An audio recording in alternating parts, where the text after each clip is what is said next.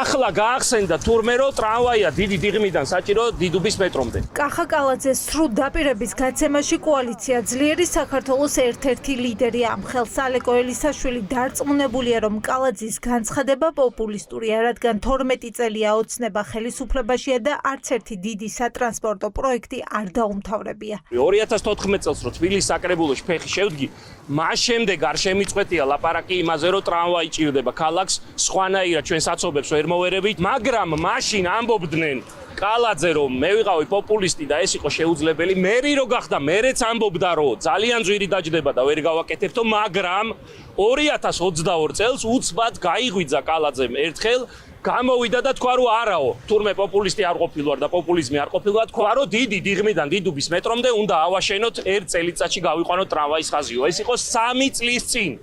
გავიდა 3 წელი არანაირი ტრამვაი არ არის, მართლა მოაგვარებს ტრამვაი დიდი დიღმელების პრობლემას, მაგრამ ამ პროექტს განვახორციელებთ ჩვენ და არა ეს ბოტექსებიანი აფერისტი. ბოლო კვირებში ქართულმა ოცნებამ ახალი პროექტები დაანონსა, როგორც დიდი სტადიონის გახსნა, რომელიც ქვეყანას მილიარდ ლარამდე დაუჯდება, ასევე დიდი დიღმისა და მეტრო დიდუბეს დამაკავშირებელი ტრამვაის პროექტი.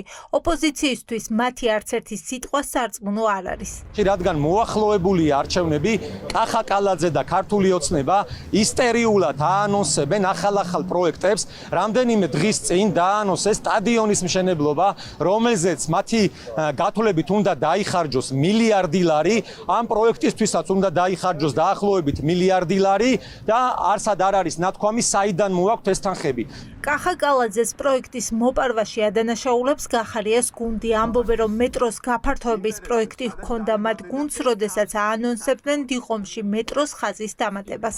ჩვენ ჯერ კიდევ საპარლამენტო არჩევნების პროგრამაში ჰქონდა თბილისის მეტროს 15 ახალი სადგურით გაფართოების პროექტი და ესეთი კამპანიაც კი იყო, შემდეგი გაჩერება დიდი დიღომი და ახლა ჩვენ ვხედავთ უკვე კალაძე როგორ ატყუებს, მორიგჯერზე ატყუებს თბილისელებს და პირდება მათ ამ შემთხვევაში უკვე ტრამვაის გაყვანას დიდი დიღმის მიმართულებით, რომ როგორღაც დიდი დიღმის მოსახლეობამ არ დაიჯეროს, რომ გახარიას გუნდი მართლაც აპირებს მეტროს გაფართოებას, მათ შორის დიდი დიღმის მიმართულებით. კახაკალაძეს და ოცნების გუნდს შეუსრულებელ დაპირებებს ახსენებენ და მაგალითად მოჰყავთ დაუსრულებელი ბასლაინები და მიწისქვეშა მრავალსართულიანი პარკინგები, რაც არ შესრულებულა. გვახსოვს პარკირებაზე გაცემული დაპირებები, სადაც თბილისში 10 ლოკაციაზე უნდა აშენებულიყო მიწისქვეშა მრავალსართულიანი პარკინგი, მიწის ზედა მეტრო ლილოში, სამგორი აეროპორტის დამაკავშირებელი მეტრო. საუბარიც კი სასაცილოა ტრამვაის პროექტზე, როცა ვარკეთილის